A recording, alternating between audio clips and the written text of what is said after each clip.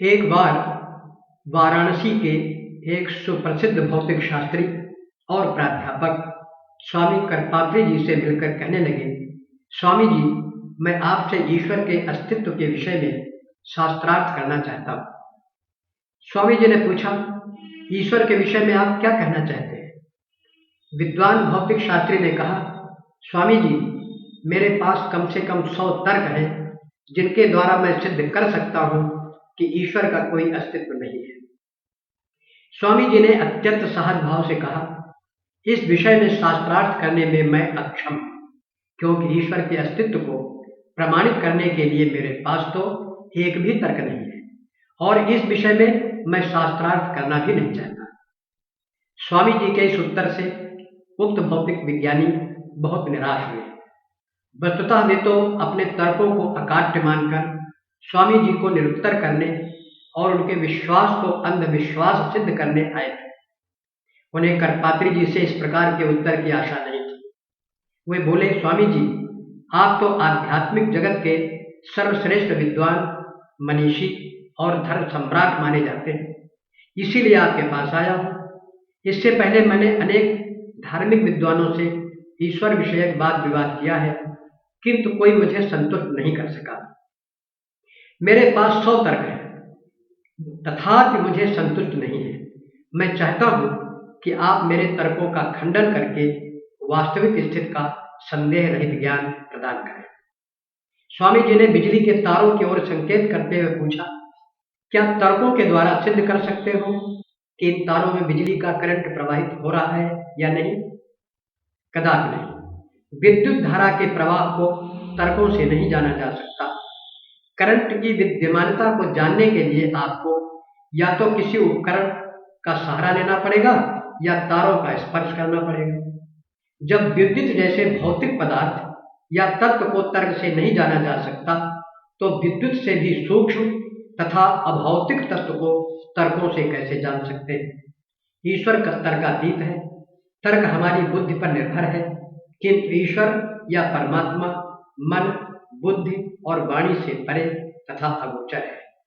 वह न तो वाणी आदि कर्मेंद्रियों से जाना जा सकता है और न चक्षु आदि ज्ञानेंद्रियों से ही, और न मन, बुद्धि और अंतःकरण से, क्योंकि वह इन सब की पहुंच से परे है। कठोपनिषद का वचन है, नैव वाचा न मनसा प्राप्तुम शक्यो न चक्षुषा।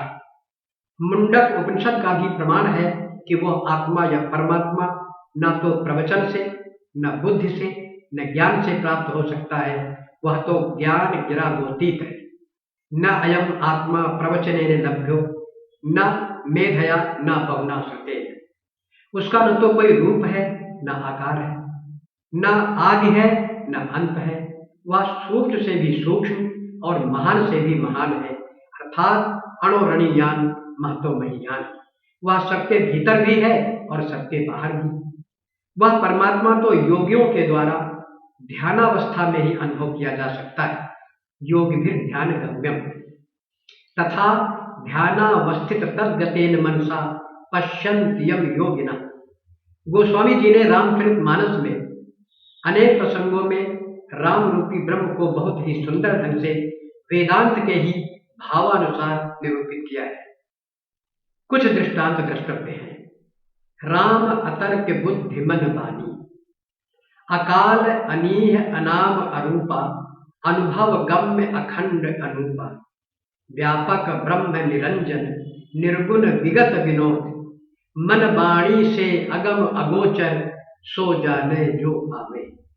अंत में स्वामी जी ने कहा है कि आप परमात्मा के विषय में जिज्ञासु हैं, यह प्रशंसनीय है, किंतु आप तर्कों के सहारे परमात्मा को नकारने के बजाय वेद और शास्त्रों की प्रामाणिकता के आधार पर उस परम तत्व को स्वीकार करें और अनास्था का त्याग कर आस्थावान बने। वेद और शास्त्र, निगम और आगम हमारे ब्रह्मवेत्ता ऋषियों और महर्षियों के सनातन चक्षु हैं।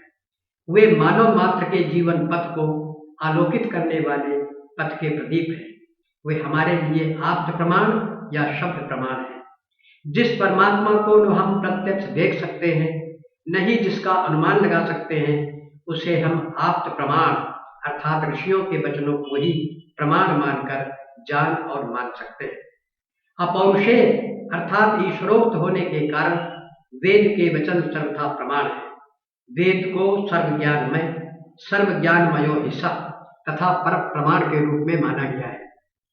वेद में कहा गया है कि जिस ईश्वर के विषय में शंका करते हुए लोग पूछते हैं कि वो कहाँ है, और जिसके विषय में कुछ अनास्थावादी कहते हैं कि वह नहीं है, वह शक्तिमान ईश्वर उन्हें अवश्य ही नष्ट कर देता है। अतः उसमें श्रद्धा भाव रखो। आस्थावान बनने से आपको प्रत्यक्ष और परोक्ष रूप से अनेक लाभ होंगे। आस्था निर्भयता का अजस्र स्रोत है, बेसहारे का सहारा है, निर्बल का बल तथा अंधे की लाठी है। जिसे अपने सगे संबंधी भी त्याग देते हैं, तब निराशा और हताशा के क्षणों में अशरण शरण परमात्मा की अहेतुकी कृपा का ही संबल उसकी रक्षा करने में समर्थ होता है। निर्बल के बलराम तथा हारे को हरनाम जैसी लोक प्रचलित सूक्तियां इसी तथ्य का ज्वलंत प्रमाण है। गोस्वामी जी तथा अन्य संतों के भक्तिपरक साहित्य में आस्था और विश्वास की महिमा का स्थान स्थान पर प्रतिपादन किया गया है। कुछ दृष्टांत द्रष्टव्य है।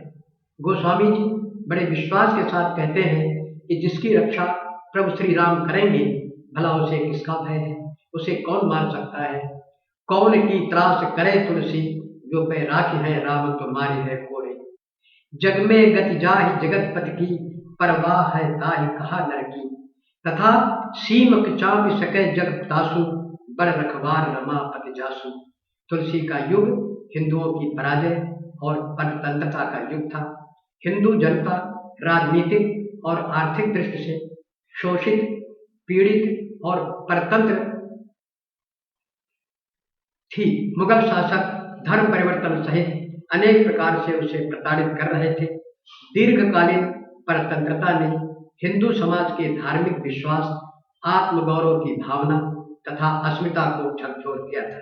अतः पराजित मानसिकता वाली म्रियमान भारतीय जनता में आशा, उत्साह और जिजीविषा का संचार करने के लिए गोस्वामी जी ने असुर निकंदन, मंगल भवन अमंगलहारी, दिव्य तेजधारी भगवान राम एवं अतुलित बलधाम, धनुज बल कृषाण, सकल गुण निधान, पवन पुत्र हनुमान का आदर्श प्रस्तुत किया था।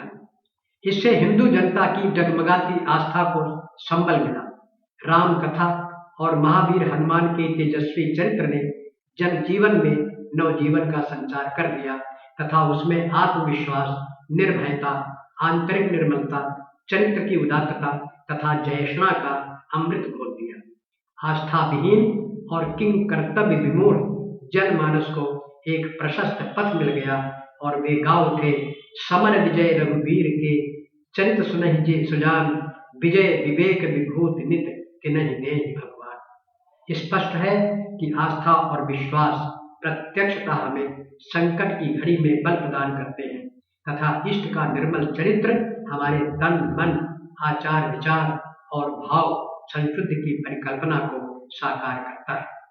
ईश्वर में आस्था रखने का एक परोक्ष आधिदैविक लाभ भी है। इस लाभ को समझाने के लिए एक छोटा सा आख्यान दृष्टांत के रूप में सुनाया जाता है। प्राचीन काल में एक विद्यार्थी सुदूर देश से वाराणसी अध्ययनार्थ जा रहा था। उन दिनों न तो प्रशस्त मार्ग थे और न ही यातायात अथवा गमनागमन के साधन। ऊबड़ खाबड़ रास्तों से पैदल ही चलना पड़ता था। विद्यार्थी के पिता ने एक थैले में खाने पीने की सामग्री तथा लोटा डोर के साथ एक डंडा भी साथ में ले जाने के लिए विद्यार्थी को दिया। विद्यार्थी ने डंडा ले जाने के औचित्य पर प्रश्न उठाते हुए कहा, इसे लाद कर ले जाने से क्या लाभ है? पिता ने उसे समझाते हुए कहा, मार्ग लंबा और दुर्गम है, मार्ग में हिंसक जंतु मिल सकते हैं। यह डंडा उस संकटापन्न स्थिति में तुम्हारी रक्षा करेगा।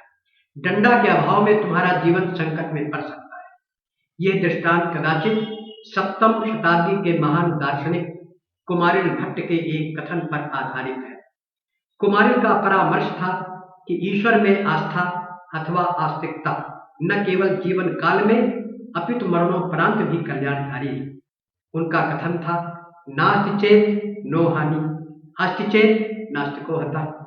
अर्थात यदि ईश्वर नहीं होगा तो मरणोपरांत न तो नास्तिक को कोई हानि लाभ होगा और न ही आस्तिक को, किंतु यदि ईश्वर हुआ तो आस्तिक तो लाभ में रहेगा, किंतु ईश्वर को नकारने वाला नास्तिक संकट में पड़ सकता है। अतः ईश्वर के अस्तित्व को नकारना कदापि बुद्धिमत्ता नहीं है। ईसाई धर्म में तो मृत्यु के समय नास्तिक व्यक्ति से भी कन्फेशन कराने का रिवाज है। वह ईश्वर को मानते हुए कहता है कि हे ईश्वर, मेरे समस्त पापों को क्षमा कर दो। वैदिक धर्मावलंबियों में भी प्राणांत के समय परमात्मा के शरणागत होने की परंपरा है।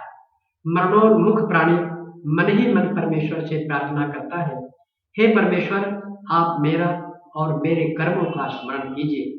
ओम कृतो स्मर कृतम स्मर कृतो स्मर कृतम स्मर।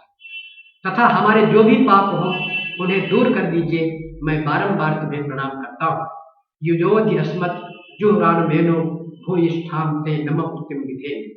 हे परमेश्वर, आपका प्रण है कि मैं अपने भक्त का सदा स्मरण करता हूँ और उसे परम गति प्राप्त करा देता हूँ। अहम स्मरामि मद भक्तम नयामि परमाम गतिम। उपर्युक्त उदाहरणों को देने का अभिप्राय यही है कि आस्थावान व्यक्ति इस विश्वास और आश्वासन के साथ शांति पूर्वक अपने प्राणों का त्याग करता है कि परलोक गमन पर परमात्मा हमारा संरक्षक होगा। अनास्थावान व्यक्ति अपने को अंतिम समय में असहाय अनुभव करता है। अनिश्चित भविष्य की आशंका उसके मन में भय की सृष्टि करता है। उसे सब ओर अंधकार ही अंधकार दिखाई पड़ता है। अंतकाल में न धन साथ देता है न स्वजन। इसके विपरीत आस्थावान व्यक्ति को ईश्वर से संबंध की अनुभूति होती रहती है। यह अनुभूति व्यक्ति को भय मुक्त कर देती है।